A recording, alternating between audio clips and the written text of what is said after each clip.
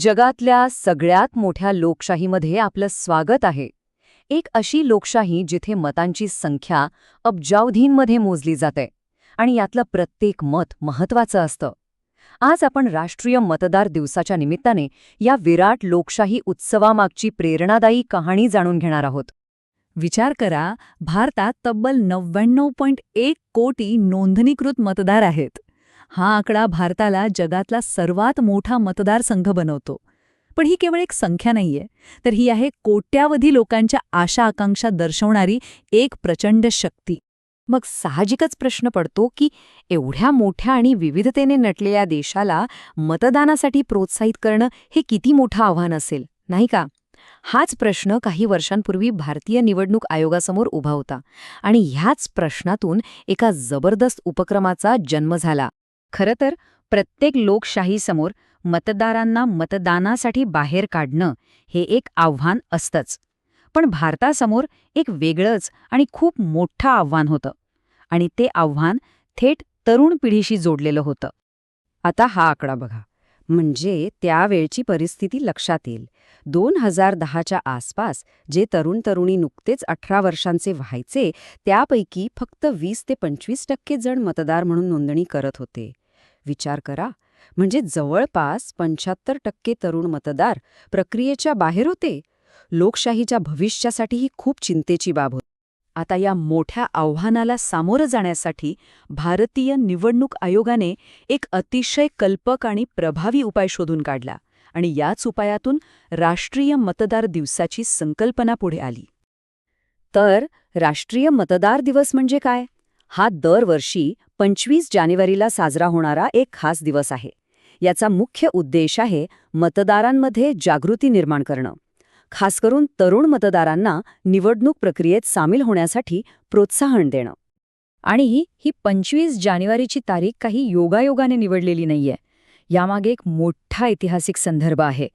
25 जानेवारी 1950 याच दिवशी भारतीय निवडणूक आयोगाची स्थापना झाली होती आणि याच ऐतिहासिक दिवसाचं औचित्य साधून 2011 पासून हा दिवस राष्ट्रीय मतदार दिवस म्हणून साजरा केला जाऊ लागला. महत्त्वाचं म्हणजे हा दिवस फक्त राजधानी दिल्लीपुरता मर्यादित नाही. या दिवसाने आता एका देशव्यापी उत्सवाचं स्वरूप घेतलं आहे.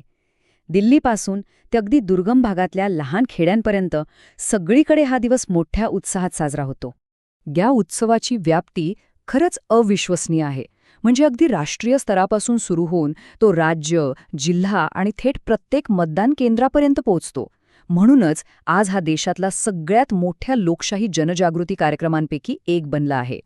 या दिवशी देशभरात अनेक महत्त्वाचे कार्यक्रम होतात. राष्ट्रपतींच्या हस्ते निवडणूक प्रक्रियेत चांगलं काम करणाऱ्या अधिकाऱ्यांचा सन्मान होतो. नवीन मतदारांना त्यांचं मतदार ओळखपत्र दिलं जातं. जागृतीसाठी रॅली निघतात आणि शाळा कॉलेजांमध्ये सुद्धा निरनिराळ्या स्पर्धा आयोजित केल्या जातात. आणि या दिवसाचा एक अविभाज्य भाग आहे मतदारांची शपथ. देशभरातले नागरिक आणि विशेषतः नवीन मतदार ही शपथ घेऊन लोकशाही मूल्यांप्रती आपली जबाबदारी व्यक्त करतात.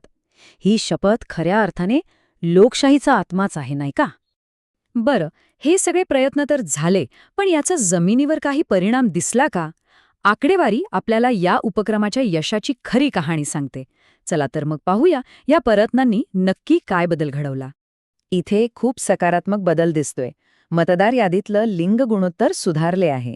बघा, 2024 मध्ये दर 1000 पुरुष मतदारांमागे 948 महिला मतदार होत्या आणि 2025 मध्ये हाच आकडा 954 पर्यंत वाढला आहे. हे सर्वसमावेशक लोकशाहीचं एक उत्तम उदाहरण आहे. आणि आता सगळ्यात महत्त्वाचा मुद्दा. आज मतदार यादीत 18 ते 29 वयोगटातले तब्बल 21.7 कोटी तरुण मतदार आहेत. म्हणजे ज्या तरुण पिढीच्या उदासीनतेमुळे हा दिवस सुरू करण्याची गरज पडली होती, आज तीच पिढी एवढ्या मोठ्या संख्येने लोकशाहीत सहभागी होत आहे. हेच या उपक्रमाचं खरं यश आहे. हे सगळे प्रयत्न मतदानाला केवळ एक कर्तव्य नाही, तर तो एक राष्ट्रीय अभिमानाचा विषय बनवतात. मतदारांमध्ये हीच भावना जागृत करणं हे या दिवसाचं अंतिम ध्येय आहे. 2024च्या लोकसभा निवडणुकीसाठी चुनाव का पर्व, देश का गर्व ही टॅगलाईन वापरली गेली.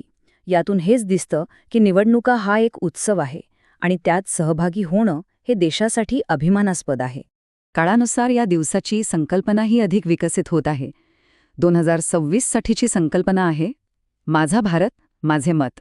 ही संकल्पना अधिक वैयक्तिक आहे, जी प्रत्येक नागरिकाच्या भूमिकेवर लक्ष केंद्रित करते. हे दाखवतं की प्रत्येक नागरिक हा भारतीय लोकशाहीच्या केंद्रस्थानी आहे. तर मग या लोकशाहीच्या महान उत्सवात प्रत्येकाची एक महत्त्वाची भूमिका आहे. विचार करण्यासारखा प्रश्न आहे की या प्रक्रियेत प्रत्येकजण आपली भूमिका कशी बजावू शकतो. कारण एक एक मत मिळूनच देशाचं भविष्य घडत असतं.